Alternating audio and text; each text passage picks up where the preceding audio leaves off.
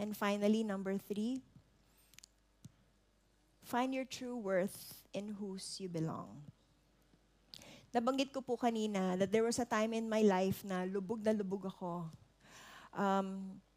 Although nanalo na ako bilang isang beauty queen, first runner-up sa Miss Universe, sumikat sa showbiz industry, nakapag-uwi ng mga awards from hosting, nominated sa acting, marami akong mga naiuwing awards. There was a time in my career that even though I was in the middle of the limelight, I felt empty.